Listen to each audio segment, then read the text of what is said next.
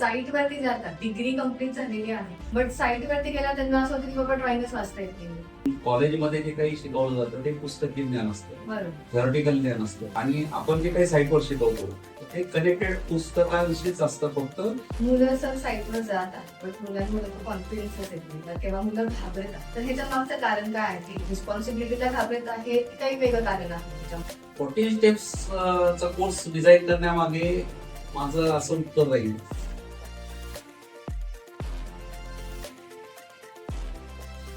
नमस्कार, मी पूजा श्रेवंशी, director of कॅडपॉइंट Karvenagar. आणि मागच्या आपल्या पॉडकास्टला तुमच्या सर्वांचा खूप छान रिस्पॉन्स आम्हाला आलेला आहे आणि आम्हाला बऱ्याच स्टुडंट्सकडनं, बऱ्याच फॅकल्टीजकडनं, बऱ्याच व्ह्युअर्सकडनं आम्हाला हा रिस्पॉन्स आलाय की जो मागचा पॉडकास्टचा कंटेंट होता तसाच कंटेंट तुम्ही काही आमच्यासाठी अजून घेऊन येऊ शकाल का? म्हणून ह्याच काढण्यासाठी आम्ही पुन्हा एकदा राजेंद्र ढोकचवळे सर यांना इन्व्हाइट केलेलं आहे कॅडपॉइंट कर्वेनगरमध्ये. So Rajendra Dhokchawale sir, I welcome you on the podcast. Thank you, धन्यवाद. ओके, तर सर बरेच सिव्हिल इंजिनियर्स मी बघितलेले आहेत, साईट वरती जातात, डिग्री कंप्लीट झालेली आहे, बट साईट वरती गेला त्यांना असं होतं की बाबा ड्रॉइंगच वाचता येत नाही. सुपरवायझर झाले, इंजिनियर झाले, ज्यावर डील करता येत नाही, लेबर बरोबर कसं बोलायचं हे कळत नाही, किंवा डिसिजन घेता येत नाही कारण कॉन्फिडन्स कमी पडतो त्यांचा. तर मग डिग्रीला मुलं फक्त सिलेबसला स्टिक राहतात, तर सिलेबस नाही बाबा ही सिस्टीम आहे ही कळायला हवी. म्हणून मला वाटतं की तुम्ही एक 14 स्टेप प्रॅक्टिकल एक रोडमॅप काढलेला आहे, तर त्याबद्दल आपण आज थोडी चर्चा करू, जी एका स्टुडंटला एक साईट रेडी इंजिनियर बनवू शकेल. तर तुम्ही आपल्या मागच्या पॉडकास्टमध्ये तुम्ही एक स्ट्रॉंग स्टेटमेंट दिलं होतं की बाबा इंजिनियर हा बुक्समध्ये बनत नाही, तर इंजिनियर हा साईटवरती घडतो.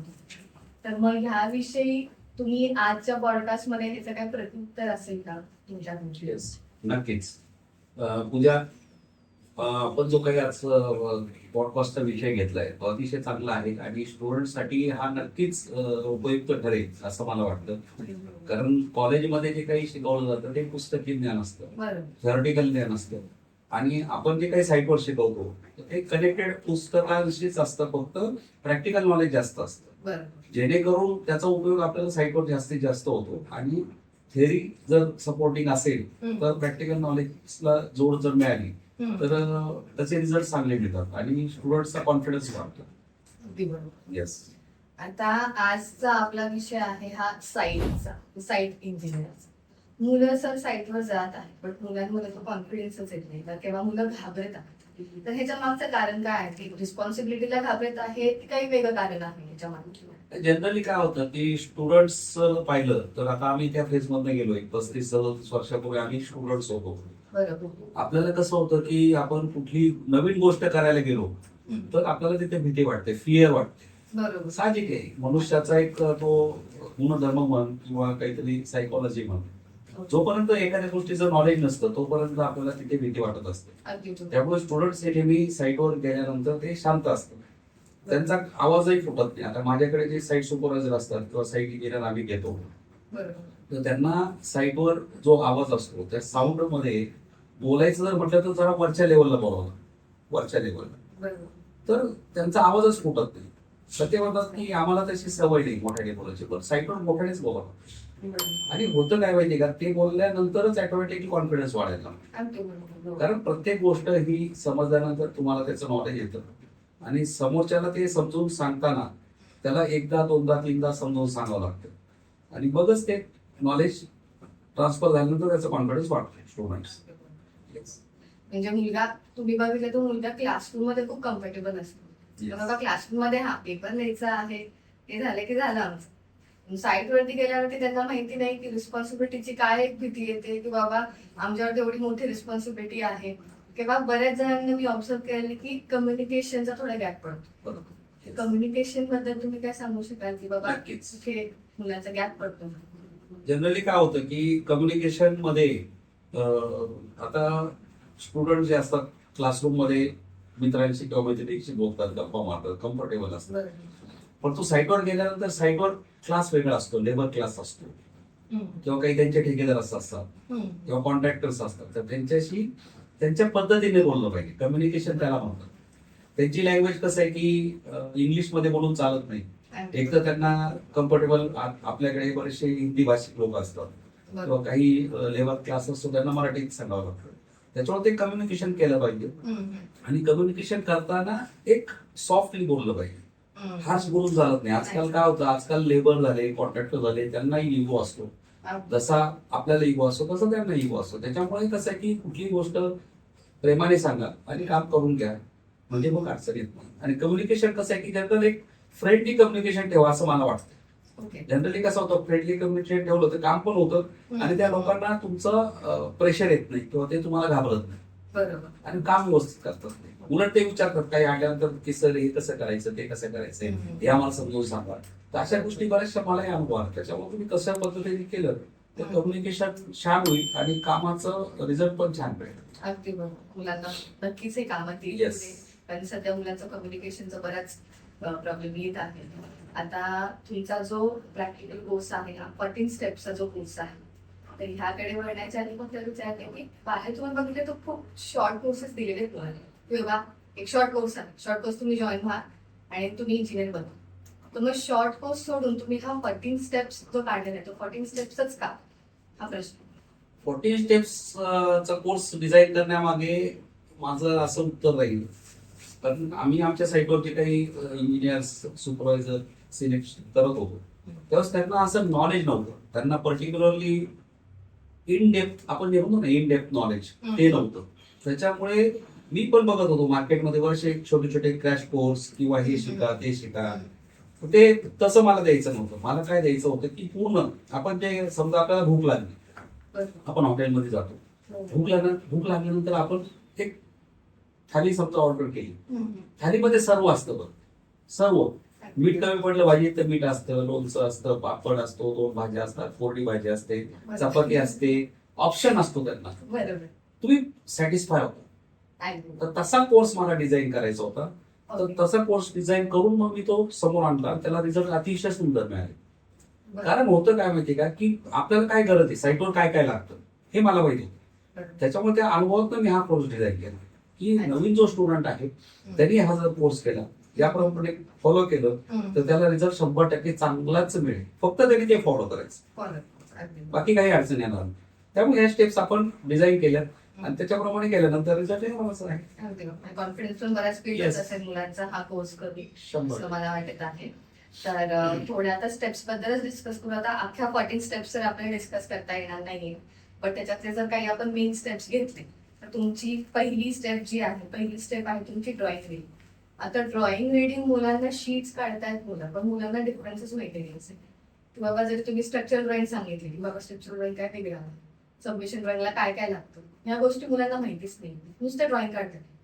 तर हे जर मुलांना आतापासून कळालं तर मुलांना त्यांच्या भविष्यात खूप उपयोगी ठरेल. तर ड्रॉइंग रीडिंग हा किती इम्पॉर्टंट आहे मुलांना.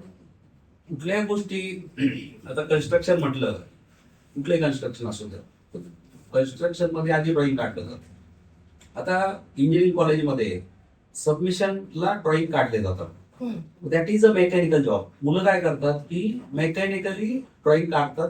आपण ड्रॉइंग काय काढलं ते काही समजून घेत नाही. पण ज्यावेळेस ते साईटवर जातात आणि साईटवर त्यांच्या समोर ड्रॉइंग येतात, त्यावेळेस ते गडबडून जातात किंवा कन्फ्युज होतात की हे ड्रॉइंग कुठलं, हे ड्रॉइंग कुठलं. त्यामुळे आपण काय करतो की आपल्या साईटवर जे जे ड्रॉइंग लागतात पूर्ण ड्रॉइंगचा त्यांना लिस्ट दिली जाते आणि त्या लिस्ट प्रमाणे ते ड्रॉइंगची हार्ड कॉपी दाखवून ते ड्रॉइंग आपण रीड करायला लावतो. पूर्ण ड्रॉइंग. जनरली होतं कसं की त्याच्यामध्ये इन्स्ट्रक्शन दिलेले असतात, नियम दिलेले असतात, बऱ्याचशा छोट्या छोट्या गोष्टी असतात की त्या तुम्ही फॉलो केल्या पाहिजे. त्याचा अर्थ तो स्टुडंट्सला काय वाटतं की फक्त तो प्लॅन पाहिला, एलिव्हेशन पाहिलं, सेक्शन पाहिलं की आपण ते काम करू शकतो, पण तसं नसतं. आरसीसी ड्रॉइंग मध्ये पण बरेचसे ग्रेड कुठली असते, स्टील कुठलं वापरायचं, त्याचा आयएस कोड कुठला वापरलाय, हे सगळ्या गोष्टी तिथे मेन्शन केलेल्या असतात. त्याच्यामुळे आपण ड्रॉइंग रीडिंग मध्ये प्रत्येक स्टुडंटला ते ड्रॉइंग रीड करायला लावतो आणि प्रत्येक ड्रॉइंग रीड केल्यानंतर की त्यांना तो कॉन्फिडन्स येतो. म्युन्सिपल ड्रॉइंग आहे, बेसिक म्युन्सिपल ड्रॉइंग असते. म्युन्सिपल ड्रॉइंग मध्ये सगळे डिटेल्स असतात. म्युन्सिपल ड्रॉइंग रीड करण्यासाठी जे काही गोष्टी लागतात ते आम्ही तिथे शिकवतो आणि एकदा ते शिकवल्यानंतर तो कुठलंही म्युन्सिपल ड्रॉइंग वाचू शकतो. हा कॉन्फिडन्स यायला 100%. कारण ड्रॉइंग सेम असतात, फक्त साईट ऍड्रेस चेंज होतो, प्लॉटची साईज चेंज होते, बिल्डिंगची हाईट चेंज होते. बरं. ह्या सगळ्या गोष्टी होतात तिथे. फॉर्मॅट्स थोडे वेगळे असतील. फॉर्मॅट वेगळे होतात. त्याच्यामुळे बेसिक तुम्ही ड्रॉइंग शिकून घ्या. ओके. आरसीसी ड्रॉइंग तसं शिकायचं असतं की त्याच्यामध्ये स्टील रिडिंग कसं करायचं, फुटिंग असू दे, क्लिनिंग असू दे, स्लॅब असू दे, स्टेअरकेस असू दे, ओव्हरहेड वॉटर टँक आहे, अंडरग्राउंड वॉटर टँक आहे, रिटेनिंग वॉल्स असतात. बरोबर. तर हे सगळं स्टीलचं तुम्ही एकदा वाचायला शिकलात की तुम्हाला जगातलं कुठलंही आरसीसी ड्रॉइंग तुम्ही रीड करू शकता. बेसिक शिकून घ्या. बरं. वर्किंग ड्रॉइंग तसंच साईटवर आपण जेव्हा काम करतो, पण काम कशाच्या आधारे करतो त्याला ते नावच आहे वर्किंग ड्रॉइंग. कारण वर्किंग ड्रॉइंगच्या आधारे तुम्ही काम करू शकता. वर्किंग ड्रॉइंग मध्ये सगळे डिटेल्स असतात. तुमचं बांधकाम किती जाडीचं आहे, तुमचे ओपनिंग कुठं आहे, तुमच्या फ्लोअर लेवलला सन कुठं दिले आहे, बरं. स्टेप्सचा रायझर किती आहे, ट्रेड किती आहे, बरं. विंडोची साईज किती आहे, डोअरची साईज किती आहे, ओके. सगळे डिटेल्स दिलेले असतात. Detail. फक्त तुम्हाला तिथे डोळे उघडे ठेवून लक्ष दिलं पाहिजे, वाचलं पाहिजे, बाकी काही नाही त्याच्यामध्ये. त्याच्यात काय फार मोठं रॉकेट सायन्स आहे असं काही नाही. Anyone can read. म्हणजे माझ्याकडे बरेचसे नॉन टेक्निकल स्टुडंट्स येऊनही ते रीडिंग करतात ड्रॉइंग. साईटवर बरेचसे लेबर असतो की तो टेक्निकल नसतो पण त्याला सगळं ड्रॉइंग माहित असतं. बरोबर. बीबीएस जे असतात, बार बेंडिंग शेड्यूल जे म्हणतात तुम्ही बरोबर. टेक्निकल मध्ये, ते बार बेंडिंग शेड्यूल सगळं माहित असतं त्यांना की किती बेंड घ्यायचा, काय घ्यायचं, कटिंग लेंथ कशी काढायची, सगळं काढू शकतात. बरं. हा, अनुभव त्यांना. अनुभव. ड्रॉइंगच्या आधार ते फक्त करतात की किती एमचं स्टेज दिले, नंबर ऑफ बार्स किती दिले, स्पेसिंग किती दिले, त्याप्रमाणे ते करतात. तर हा जो ड्रॉइंग रीडिंगचा मुद्दा आहे तो एकदा शिकले स्टुडंट्स की त्यांना कॉन्फिडन्स वाढतो. आणि एकदा साईटवर गेलं की सुरुवातीला आपल्या समोर जायचं तर ड्रॉइंग येतो. पहिली स्टेप. सिम्पल. पहिली स्टेप तीच असेल. कुठलीही गोष्ट घ्या तुम्ही. त्याच्यामुळे ड्रॉइंग हा महत्वाचा मुद्दा आहे आणि सिरियसली घेतला पाहिजे स्टुडंट्स. तर तो जर त्यांनी सिरियसली घेतला त्यांना जगातलं कुठलंही काम करू शकतात, कुठलंही. एवढं मी सांगू शकतो. बऱ्याच ठिकाणी तुम्ही बघितलं तर बऱ्याच ठिकाणी ड्रॉइंग शिकवत नाही. हा. ड्रॉइंग फक्त ड्रॉइंग देतात मुलांना, पण म्हणतात की हे ड्रॉइंग तुम्ही वाचा, एक आठवडा एक महिना मुलांना सांगतात की ड्रॉइंगच वाचा. तर मला असं कळतं की बाबा तुम्ही शिकवतात प्रॉपर ड्रॉइंग कसं करायचं मुलांना. Yes. So हा एक महत्वाचा पॉईंट आहे. येस. तर दुसरी स्टेप तुमची आहे बिफोर साईट कमेन्समेंट. आता तुम्ही सिव्हिलच्या मुलांना विचारलं की बाबा साईट स्टार्ट कुठं, तर मुलं म्हणतात की एक्सकावेशन पासून साईट स्टार्ट. पण एक्सकावेशनचा आधीची प्रोसेस काय आहे बाबा ही मुलांना माहितीच नाही ना. बॅक स्टेज काय होतं हे माहितीच नाही मुलांना. बिफोर साईट कमेन्समेंट मध्ये काय काय गोष्टी येतात एक थोडक्यात फक्त सांगा. मी ते नक्कीच सांगेन, काही विषय नाही त्याचा. पण त्याच्या आधी मी असं सांगू शकतो की आपण घरामध्ये सकाळी नाश्ता करतो, दुपारी जेवण करतो, रात्री जेवण करतो. आणि घरामध्ये समजा 4 लोक असतील, 5 लोक असतील आणि समजा आपल्या घरी एखादं पाहुणे येणार असतील, 4 लोक पाहुणे येणार असतील, तर आपण प्रिपरेशन करतो. साईट सारखीच घरात प्रिपरेशन काय करतो की साईट घर सगळं स्वच्छ करतो, डायनिंग टेबल व्यवस्थित लावतो, त्यानंतर तिथे आपल्याला स्वीट्स काय आणायचे ते आणून ठेवतो, पाण्याचे ग्लास जे असतील ते ग्लास आपण बाहेर काढतो काचेचे. तर त्यानंतर जे काही स्वयंपाक करायचं त्याला सगळे इन्ग्रेडियंट्स आहेत की नाही हे बघतो. घरातला गॅस चालू आहे की नाही ते पण बघतो. म्हणजे हे चेकिंग असतं, प्रिपरेशन असतं. तसंच साईटवर आहे. साईट चालू करायची म्हटल्यानंतर आपल्या साईटवर पहिला वॉचमन पाहिजे, तो जो साईट सगळे साईट हँडल करतो. त्यानंतर त्याला इलेक्ट्रिकचं मीटर लागतं. त्या वॉचमनला किंवा स्टाफला तिथे साईटवर एक टॉयलेट लागेल, त्याच्यासाठी ड्रेनेज सिस्टीम आहे की नाही, साईटला अप्रोच रोड आहे की नाही, साईटवर झाडं आहेत का, मध्ये कुठे झाडं असतील तर ते झाडं कटिंगची किंवा त्याची शिफ्ट करण्याची परमिशन लागते. त्यानंतर तुमचा प्लॉट जो तो लेवल मध्ये आहे का. काही ठिकाणी प्लॉट अनइवन असतो, खड्डा असतो किंवा त्याला स्टीप चढ असतो, तो कटिंग करावा लागतो.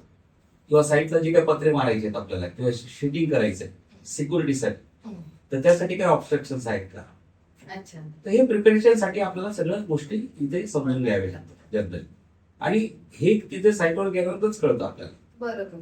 आधी आपल्याला कळत नाही, ऑफिसमध्ये बसून आपल्याला काही कळत नाही. साईटला अप्रोच रोड नसेल समजा, किंवा तुम्ही मटेरियल जे डंप करणार आहे सुरुवातीला ते मटेरियल डंप करायला जागा आहे का, तिथे हेवी व्हेकल्स जातील का, लेबर कॅम्पस कुठं ठेवायचं, या सगळ्या बऱ्याचशा गोष्टी असतात. त्या तिथे सगळं प्लॅन करावं लागतं साईट चालू करण्याच्या अगोदर. कारण होतं कसं की साईट चालू झाल्यानंतर जर एखादी गोष्ट राहिली आपली चुकून तर ती करायला गेलं तर त्रास होतो. लेबर कॅम्प तुम्ही केला नाही, एक्सकॅव्हेशन चालू झाले, लेबर कॅम्प करायचा राहिला तर तुम्ही ते मटेरियल यायला त्रास होणार तुम्हाला, मॅन्युअली मटेरियल यावं लागेल. त्यानंतर तुम्हाला बोरवेलचा पॉईंट घ्यावा लागतो, महत्वाचा मुद्दा. पाणी लागतं आपल्याला. बरोबर. तुम्ही एक्सकॅव्हेशन केलं किंवा एक्सकॅव्हेशन चालू केलं आणि बोरवेल मारलाच नाही, मोठी चूक होणार नाही. कारण ही हेवी गाडी असते, ती गाडी तिथे जाऊ शकत नाही. तर या जो गोष्टी असतात ना, या सगळ्या प्रिपरेशन करायच्या असतात, प्रिपेअर करायच्या असतात. यासाठी प्लॅन लागतो, व्यवस्थित सिस्टीम लागते. त्या पद्धतीने ते कामं केली तर मग कुठे काही अडचण नाही. बऱ्याच गोष्टी आहेत, पण ह्या मला असं वाटतं की थोड्या इग्नोर होतात. मुलांना थोड्या माहिती नसतात ह्या गोष्टी. तर पुढच्या स्टेपकडे वळू. पुढची आहे तुमची रॉ मटेरियल नॉलेज. आता रॉ मटेरियल बिल्डिंग बनवायची म्हणजे रॉ मटेरियल खूप लागत असेल. तर पहिला तर प्रश्न आहे की रॉ मटेरियल बेसिक काय काय आपले लागतात, आणि नंतर आहे की बाबा ह्याचं वेस्टेज किती होत आहे. आता हे तुम्ही एक्सपिरियन्स वरनं सांगू शकाल की बाबा रॉ मटेरियलचं वेस्टेज किती होत आहे, आणि त्या वेस्टेज मग पैसा किती जातो. मुलांना माहिती असायला हवी प्रोसेस. येस, जनरली आता सगळ्या कन्स्ट्रक्शन मध्ये, बिल्डिंग कन्स्ट्रक्शन जे आहे त्याच्यामध्ये भरपूर आयटम्स असतात. भरपूर आयटम्स म्हणजे कमीत कमी 25 प्लस आयटम्स आहेत. पण 25 प्लस आयटम्सला रॉ मटेरियल जे लागतं ते 100 प्लस रॉ मटेरियल. मी 100 प्लस म्हणतो, जास्त लागू शकतो. मग ते जे रॉ मटेरियल आहे त्याच्यामध्ये तुमचं मेन रॉ मटेरियल जे आहे ते सिमेंट. तर प्रत्येक आयटमला सिमेंट लागतं, स्टील, त्यानंतर ब्रिक्स लागतात, सँड लागते, त्यानंतर तुमचं aluminium Windows, doors, tiles, electric material, plumbing material. ते सर्व जे मटेरियल आहे ते मटेरियल प्रत्येक आयटम वाईज तुम्हाला एस्टिमेट प्रमाणे ऑर्डर द्यावी लागते. आणि हे जे मटेरियल आपण ऑर्डर देतो ते ऑर्डर दिल्यानंतर साईटवर ते मटेरियल आलं की नाही त्याचं चेकिंग करणं गरजेचं असतं. कारण उदाहरणार्थ मी विटांचं सांगतो तुम्हाला. ब्रिक्स साधारणतः एका ट्रकमध्ये छोट्या जर ब्रिक्स घेतल्या तर त्या साधारणतः 4000 ब्रिक्स बसतात. तर 4000 ब्रिक्स कधी येत नाही, ते काय करतात 4350 ब्रिक्स आणतात. साईटवर आल्यानंतर दाखवतात ते मोजून की कशा पद्धतीने मोजायचे. ते वरचे टॉप लेवलचे त्याला कांडे म्हणतात. तर ते एका कांड्यामध्ये 60 विटा 62 विटा बसतात. असे लाईनीत 9 कांडे पण उभे 7 कांडे, असं करून त्याचे गुणाकार करून ते 3000 जे काय आपलं 4250 4350 आकडा करून देतात. परंतु त्याच्या खालच्या ज्या लाईन्स असतात त्याच्यामध्ये गॅप्स निर्माण करतात थोडं थोडं. म्हणजे वरच्या लाईन मध्ये जर 62 विटा असतील तर खालच्या लाईन मध्ये ते फक्त 60 किंवा 58च विटा लावतात त्या गॅप्समुळे. मग तुमच्या त्या कांड्याप्रमाणे त्या विटा असं करत करत आपले 5-5 जरी विटा एकाच्यामध्ये कमी केल्या, असे 7 असतील तर 5 गुणिले 7, 7 35, आणि उभे समजा 10 असतील, 350 विटा तुमच्या तिथे कमी येतात तुम्हाला. पण हे काय होतं की हे नवीन माणसाला काही कळत नाही. ते वरचं फक्त टॉप लेवलचे विटा मोजतात, त्याप्रमाणे खाली असं समजतं आणि गाडी खाली करायला सांगतात. अशा 350 विटा गुणिले तुमच्या 50 ट्रक जर असतील तर कॅल्क्युलेशन करा, 1 विट 10 रुपयाला आहे. असा तुमचा स्ट्रेटवे लॉस.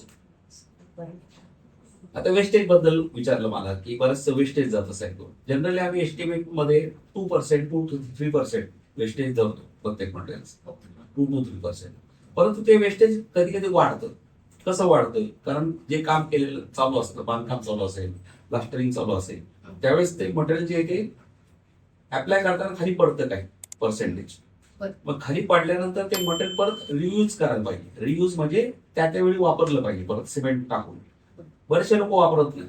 आणि होतं कसं की ते सिमेंट जे मटेरियल पडलेलं असतं तर 20 ते 30% मटेरियल पडतं खाली. मग ते मटेरियल जर रियूज जरी केलं तर ते मटेरियल वाया जातं. मग तुमचा ते कॉम्पोनंट वाढतो, मग वेस्टेज. सिमेंट वाया जातं, रिव्हर सँड किंवा प्लस सँड वाया जाते. या पद्धतीने तो वेस्टेज वाढतो. टाईल्सचं तसंच आहे. टाईल्स ज्यावेळेस साईटवर येतात त्यावेळेस ब्रेकेज होतं ट्रान्सपोर्टमध्ये. मग ते ब्रेकेज झाले की नाही हे ज्यावेळेस तुम्ही अनलोडिंग करता त्यावेळेस ते तुमच्या लक्षात आलं पाहिजे. त्यानंतर अनलोडिंग केल्यानंतर तिथनं साईटवर टाकताना पण टाईल्स जर व्यवस्थित नाही डंप केल्या तर तिथे तुटू शकतात तुमच्या टाईल्स. त्यानंतर टाईल्स फिक्सिंग करतानाही वेस्टेज काही काही ठिकाणी निघतं. म्हणजे स्टार्ट केली टाईल, तिथनं एंडला गेलं तर शेवटी तुकडा येतो किंवा पीस येतो. मग तो पीस कट केल्यानंतर उरलेली टाईल तुम्ही दुसरीकडे वापरली पाहिजे. ते लोक काय करतात, ते टाकून देतात आणि वेस्टेज वाढतात. त्यामुळे अशा वेस्टेजवर कंट्रोल इंजिनियरने ठेवला पाहिजे की एवढं मटेरियल मी आलेलं आहे, एवढं मटेरियल मी तुम्हाला ताब्यात दिलेलं आहे आणि एवढं काम याच्यात व्हायलाच पाहिजे. अदरवाईज कॉन्ट्रॅक्टरला पेनल्टी तुम्ही लावू शकता. कारण शेवटी होतं कसं की मटेरियल आपण आज पे करत असतो, पेमेंट देत असतो. हे जर मटेरियल तुमचं वेस्ट गेलं तर तो लॉस होतो आपल्या ओनरला होत असतो, किंवा आपण जर विथ मटेरियल काम घेतलेलं असेल तर आपल्याला तो लॉस होतो. त्यामुळे त्या गोष्टी तुम्ही प्रकर्षाने लक्षात घेतल्या पाहिजे, त्याच्यावर वॉच ठेवला पाहिजे. तर ह्या गोष्टी आपण हे करतो. स्टील कटिंग असेल, स्टील कटिंग मध्ये पण बऱ्याचशा चुका होतात लोकांच्या. तर स्टील सगळ्यात म्हणजे लागणारी गोष्ट आहे, म्हणजे मॅक्सिमम आरसीसी वर्कला स्टील लागतं. तर स्टीलचं कटिंग जर व्यवस्थित केली नाही तर ते वेस्टेज जातं. मग समजा स्टीलचा कॉन्स्टंट तुमचा जर वाढला तर तुम्हाला लॉस होणार. त्यामुळे ते स्टील कटिंग पण व्यवस्थित झालं पाहिजे, ते चेकिंग तुम्ही केलं पाहिजे लोकल. मग हे समज असेल तुम्हाला बार बेंडिंग शेड्यूल माहित पाहिजे, त्यासाठी ड्रॉइंग ट्रेनिंग मारा. असं सगळं कनेक्शन आहे. कनेक्टेड. बरोबर. त्यामुळे मटेरियल जो आहे, मटेरियलचा मुद्दा तुम्ही प्रत्येक जनरली 70 ते 75% मटेरियल कॉम्पोनंट आहे आणि उरलेलं 25-30% लेबर कॉम्पोनंट. त्याच्यामुळे you should focus on material. Okay. पुढची स्टेप आहे तुमची वास्तू प्रॅक्टिस. तर आता वास्तू किती महत्वाची आहे, कारण बरेच जण कन्स्ट्रक्शन नंतर करतात, काही वास्तूचे काहीतरी पिरियड्स लावा काहीतरी करतात, बट हे आधीपासून तुम्ही कसे करू शकता आणि तुम्ही हे कोर्स मध्ये काय इन्क्लूड केलेलं आहे वास्तू हा पॉईंट? जनरली म्हणजे मी वास्तू कोर्स जो केला तो लोकांच्या माहितीसाठीच केलेला आहे. म्हणजे बरेचसे लोक मला विचारायचे त्यावेळेस की हा प्लॅन जो आहे तो वास्तूप्रमाणे आहे का, ही गोष्ट वास्तूप्रमाणे आहे का. आणि म्हटलं वास्तूप्रमाणे तर आपल्यालाच माहित नाही म्हटलं. म्हणून मी वास्तूचा कोर्स केला. जवळजवळ वास्तूचा कोर्स केल्यानंतर वास्तू कन्सल्टन्सी पण केली. जनरली काय होतं की पिरामिड्स वगैरे ते रेमेडी आहे. म्हणजे चुकीच्या ठिकाणी चुकीचे जर रूम असेल, समजा आता आग्नेय दिशा आहे, आग्नेय दिशा म्हणजे साऊथ ईस्ट दिशा. आग्नेय दिशेला अग्नी पाहिजे तुमचं, म्हणजे अग्नी म्हणजे काय, किचन. किचन जर साऊथ ईस्टला आलं तुमचं तर तिथे योग्य दिशेत ते किचन येतं. आणि किचन मध्ये जी काही काम करतात, म्हणजे लेडी काम करते किंवा गृहिणी काम करते, तर तिला काही त्रास होत नाही, असं वास्तूप्रमाणे सांगण्यात आलेलं आहे पुस्तकामध्ये. घरामध्ये साऊथ वेस्ट म्हणजे नैऋत्य दिशा, इथे जर तुमची बेडरूम असेल आणि त्या बेडरूम मध्ये तुमचं जर कर्ता पुरुष झोपला तर तुमच्या घराला स्टॅबिलिटी येते असं म्हणतात. तोच पुरुष समजा तुमचा साऊथ ईस्ट दिशेला जर बेडरूम असेल, साऊथ ईस्ट दिशेला काय आहे, आग्नेय. आग्नेय म्हणजे अग्नी, तो तिथे रागीट होणार. असं झालेलं आहे, असं घडतं. म्हणजे आग्नेय दिशेला बेडरूम मधला मनुष्य किंवा ती व्यक्ती रागीट असते किंवा तिचा ऑटोमॅटिक चेंज होतो. आणि हीच व्यक्ती जर नॉर्थ वेस्ट म्हणजे वायव्य दिशेला झोपली बेडरूमला, वायव्य दिशा म्हणजे वायू दिशा, तुमचे विचार नेहमी बदलत राहणार, चेंज होत राहणार वायू. तर अशा गोष्टी घडतात. तुमचं एंट्रन्स कुठं आहे, तुमचं देवघर नॉर्थ ईस्टला पाहिजे, ईशान्य दिशेला पाहिजे. तुमचं ब्रह्मतत्व जे आहे, ब्रह्मतत्व म्हणजे घराचा सेंट्रल भाग. आपण टोटल 9 भाग करतो घराचे, चौकोन आखून, आणि मधला भाग म्हणजे ब्रह्मतत्व. That should be open to sky. पूर्वीच्या काळी जे गावी तुम्ही वाडे बघितले असतील त्याच्यामध्ये बघा तुम्ही, मध्ये जे काही सेंट्रल पोर्शन नेहमी ओपन असायचा, तिथं तुळशी वृंदावन असायचं. पूर्वीच्या घरामध्ये तुम्हाला किचन मध्ये हे दिसतं का, सिंक दिसतं का, मग तुम्ही आग्नेयच्या शेजारी सिंक ठेवता आज. त्यानंतर घरामध्ये टॉयलेट चालत नाही वास्तूप्रमाणे. पुरुषा काही टॉयलेट बाहेर जायचं. परंतु होतं कसं की त्यातल्या त्यात आपल्याला वास्तूप्रमाणे रिझल्ट पाहिजे असतील तर आपण प्लॅनिंग तसं करू शकतो. म्हणून मी हा कोर्समध्ये हा मुद्दा मांडला की होतं कसं की आर्किटेक्ट प्लॅन बसवल्यानंतर आपण काही रूल्स चेंज केल्या किंवा आर्किटेक्टला काही सांगितलं, त्या पद्धतीने तो ओरिजिनल प्लॅनच वास्तूप्रमाणे बसेल.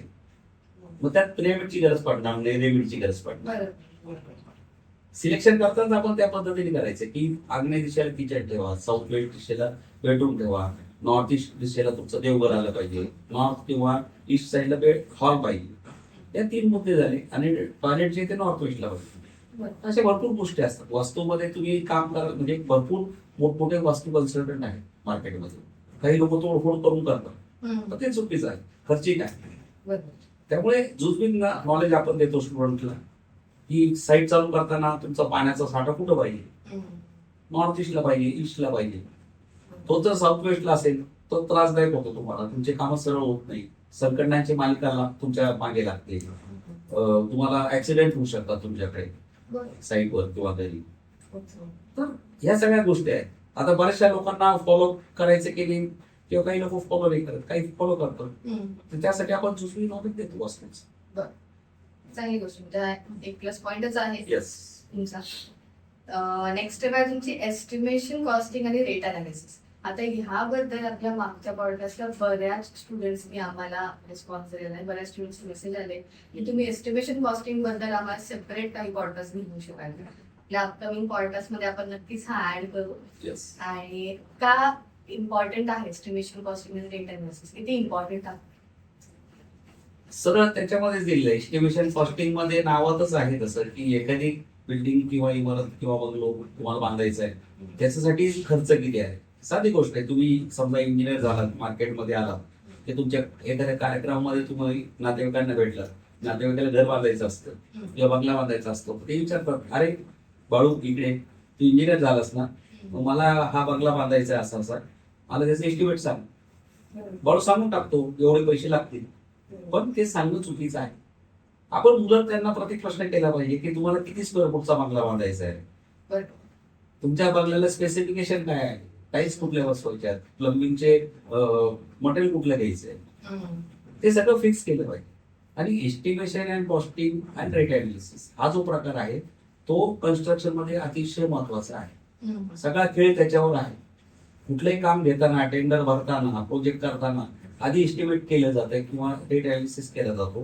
रेट अनालिसिस का केला जातो की प्रत्येक ठिकाणी मटेरियल जे काय आपण प्रोक्युअर करतो, कलेक्ट करतो, ते मटेरियलचे रेट्स व्हेरी होत असतात थोडेफार. आता सिमेंट स्टील जे आहे ते कॉन्स्टंट आहे. भारतामध्ये तुम्ही कुठेही घेतलं फार काही फरक नाही पडणार. पण तुमचं मेटल आहे, ब्रिक्स आहे, बाकीच्या गोष्टी आहे, जे मटेरियल ट्रान्सपोर्ट ऍड होतो त्याच्यामध्ये, पण त्याच्यामध्ये तुमचा रेट व्हेरी होऊ शकतो. लेबर कॉस्ट व्हेरी होऊ शकतो. काही ठिकाणी मेल कुली जो आहे, बिगारी म्हणतात त्याला, तो 500 रुपये दिवसाला हजरी असते. काही ठिकाणी 700 रुपये आहे, काही ठिकाणी 400 रुपयेचा आहे. त्याच्यामुळे आपल्याला रेट अनालिसिस हा प्रत्येक ठिकाणी करावा लागतो. रेट अनालिसिस एकदा केला की एस्टिमेशन तुमचं परफेक्ट होतं. आणि एस्टिमेशन करताना आपण काय करतो, साधारणतः 3 to 5% प्लस करतो एस्टिमेशन कधी. आणि दरवर्षी रेट तुमचा वाढेल, एक्सकेलेशन म्हणतात, एक्सकेलेशन कॉस्ट. साधारणतः एक 10% रेट दरवर्षी वाढेल असं आपण जो धरतो, 10-10%. 3 वर्षाचा असेल तर 30% कॉस्ट वाढेल, 30%. तर त्यामुळे एस्टिमेशन कॉस्टिंग आणि रेट अनालिसिस हा मोठा मुद्दा आहे. पण आपण 40 स्टेप्स मध्ये काय केलं की तो कव्हर होतो. परंतु माझ्याकडे काही स्टुडंट्स असे पण आहेत की त्यांना फक्त एस्टिमेशन कॉस्टिंग रेट अनालिसिसचा कोर्स आपण त्यांना देतो. तुम्ही जसं म्हटलं की त्याचा पॉडकास्ट, तर त्याचा पॉडकास्ट पण आपण देऊ शकतो काही विषय. मी मगाशी लेबर बद्दल बोलले, तर लेबरला हँडल करणं हे खूप अवघड काम आहे. सो त्याच्याबद्दल काय सांगू शकाल तुम्ही? जनरली लेबर क्लास असा असतो की तो शिकलेला नसतो, कमी शिकलेला असतो, म्हणून तो लेबर असतो. शिकले तर ते साहेब लोक होतात, जसं आपण लोक झालं. तर लेबरला काय होतं की लेबरला एकदा एखादी गोष्ट सांगितली तर दुसऱ्यांदा परत सांगावी लागते, तिसऱ्यांदा सांगावी लागते, आणि तो परत परत विचारतो, माहित नाही का विचारतो. त्याच्यामुळे आपला जर स्वभाव असा तापट असेल आणि आपल्याला जर राग येत असेल 4 वेळा जर विचारलं तर तसं चालत नाही. त्याच्यामुळे तुम्हाला शांत डोक्याने ते सांगावं लागतं की त्याला समजून सांगितलं पाहिजे. मुद्दाम विचारतात, काही लोक छळतात थोडक्यात. तर तुमचं ती परीक्षा असते, तुम्ही तिथे कसे तयार होता ते तुम्हाला तिथे कळतं की लेबर आपली मजा घेतोय की खरंच विचारतोय. आणि त्यांची ती कॅटेगरीज तशी. परंतु जनरली कसं असतं की लेबरला तुम्ही जर व्यवस्थित सांगितलं समजून तर ते त्रास देत नाही तुम्हाला, काम व्यवस्थित करतात. नाही तर काही लोक वेस्टेज करतात, मुद्दाम काही फोडणार, वर्ण टाकून हा काही करू शकत नाही तुम्ही. हमारे हात से गिर गया सर क्या करें. मग तो जर बॉक्स तुमचा 1,500 रुपयाचा बॉक्स असेल आणि टाईम तुमच्या तुमच्याकडे 0 झाला ना, त्यामुळे तुम्ही त्यांना व्यवस्थित हँडल करणं हाच एक उपाय आहे. तुम्ही हाच बोलून चालणार नाही. पूर्वीच्या काळी, म्हणजे 30 वर्षापूर्वीची गोष्ट सांगतो, पूर्वीच्या काळी लेबर लोकांना कॉन्ट्रॅक्टर जर काम नाही ऐकलं लेबरने तर त्यांना अक्षरशः मारायचे, शिवाय द्यायचे, शिवीगाळ करायचे, मारायचे, बाबूने मारायचे त्यांना, इतकं करायचे ते. पण आता चालत नाही. आता नुसतं तुम्ही मोठ्याने जरी बोललं तरी राग येतो लेबरचा. ठीक आहे, तर त्यामुळे तुम्ही व्यवस्थित कम्युनिकेशन त्यांच्याशी ठेवणं गरजेचं आहे. पण तुमच्या हे जे सगळे स्टेप्स आहेत ह्याच्यामध्ये थेरॉटिकल पार्ट किंवा तुम्ही हे लेक्चर घेतच आहेत पण साईट विजिट्स पण इन्क्लूड केलेले आहेत. येस, साईट विजिट आपण इन्क्लूड केल्यात. कारण जनरली कसं असतं, क्लासरूम मध्ये शिकवणं आणि ते शिकवल्यानंतर तुम्ही साईट विजिट करणं अतिशय महत्वाचं आहे. तर तो ब्रिज आहे एक प्रकारचा. कारण आपण साईटवर गेल्यानंतर तुम्हाला कळतं की एक्झॅक्टली जॉईंट्स कसे असतात, ब्रेक जॉईंट कसे असतात ब्रिक्सचे, त्यानंतर स्टीलचा लॅब काय प्रकार आहे, त्यानंतर तुम्ही बऱ्याचशा भिंतींना तिथे क्रॅक्स जातात. ज्यावेळेस बांधकाम बीमला टच करतो तिथे क्रॅक्स जातात. मग क्रॅक्स न जाण्यासाठी काय करावं लागतं, प्लम कसा चेक करायचा, 90 डिग्रीज कसा चेक करायचा, गुन्ह्या कसा चेक करायचा, हे सगळ्या गोष्टी आपण साईटवर सांगतो. किंवा ड्रॉइंग जे वाचलेलं आहे तुम्ही, ते ड्रॉइंग वाचल्यानंतर तुम्ही तिथे चेकिंग कसं करायचं ते साईटवर आपण सांगतो. आणि ते समोर गेल्यानंतर तिथं कळतं मुलांना आणि त्यांची भीड जी आहे, फिअर जी आहे ती कमी होते.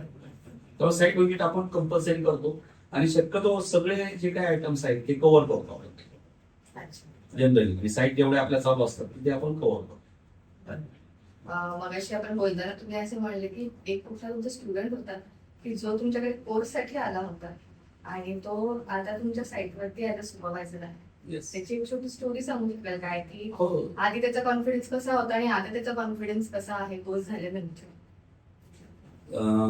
नक्कीच सांगू शकेल. कारण तो स्टुडंट जो आहे तो नॉन टेक्निकल असं नाही म्हणता येणार त्याला, पण तो मेकॅनिकल इंजिनियर आहे. तर त्याला सिव्हिल मध्ये नॉलेज पाहिजे होतं म्हणून त्यांनी कोर्स घेतला किंवा चालू केला. कोर्स घेतल्यानंतर त्याला काही नॉलेज काही नव्हतं, परंतु त्यांनी ते ग्रास्प केलं नॉलेज. कारण मेकॅनिकल इंजिनियर असल्यामुळे त्याला ग्रास्पिंग तसं बऱ्यापैकी होतं. तर तो कोर्स केल्यानंतर त्यांनी मला असं हे केलं की सर मला आता बऱ्यापैकी कळालेलं आहे, परंतु मला स्वतःची साईट चालू करायची, मला कामं घ्यायची आहे. तर मी त्याला म्हटलं बाबा रे, तू डायरेक्ट कामं घेऊ नकोस, तुला जर अनुभव पाहिजे असेल तू आधी साईटवर ट्रेनिंगला ये. मग तो साईटवर ट्रेनिंग कुठं देणार सर, मला फ्री तर कोणी शिकवणार नाही. म्हटलं एक काम कर, आमच्या साईट चालू असतात तर त्या साईटवर तू तिथे ये आणि साईटवर आल्यानंतर तुला आम्ही तिथे ट्रेनिंग देऊ, ठीक असं ते सांगू. फक्त तुला त्याचे काही रेग्युलेशन नाही किंवा काही पेमेंट आहे ते जास्त मिळणार नाही, ते पण आम्ही तुला देऊ पेट्रोलचे वगैरे. तर तो तिथे जॉईन झाला. 6 महिने वेटिंग केलं त्यांनी. आपला प्रोजेक्ट चालू झाल्यानंतर मागच्या आठवड्यात तो जॉईन झालाय. हा, तर असे बरेचसे स्टुडंट मला विचारतात की सर तुमची साईट असेल तर मला तिथे आम्हाला तिथे ट्रेनिंग इंजिनियर किंवा ट्रेनिंग सुपरवायझर म्हणून ठेवा. पण मी तेच लोकांना सजेस्ट करतो की तुम्ही स्वतः तिथे काम घेण्याच्या अगोदर आधी प्रॅक्टिकल ट्रेनिंग घ्या साईटवर. 6 महिने 1 वर्ष, म्हणजे तुम्हाला तो कॉन्फिडन्स वाढतो. तर पहिलं काम घेतलं आणि तेच जर लॉस मध्ये गेलं तुम्ही आयुष्यात पण काम घेणार नाही. येस. तुम्ही मगाशी म्हणले की नॉन टेक्निकल पर्सन होता तो, तर मग हा जो तुमचा कोर्स आहे कटिंग स्टेप्सचा, तर हा कोण कोण करू शकेल? म्हणजे मी एकदा आपल्याला व्ह्युअर्सला पण सांगावं लागेल की हा कोर्स नक्की कोण कोण करू शकणार आहे? हा जो कोर्स मी डिझाईन केलाय तो आपण मराठीमध्ये शिकवतो बेसिकली. म्हणजे आता जनरली कसं असतं की कॉलेजमध्ये इंग्लिशमध्ये शिकवावं लागतं, पण आपण मराठीत शिकवतो. आणि नॉन टेक्निकल देखील बरेचसे लोकांनी हे कोर्स केलेला आहे, त्यांनाही ते कळालेलं आहे. थोडासा त्रास होतो, थोडा त्यांना वेळ जातो, परत परत सांगावं लागतं, परंतु ते शिकतात.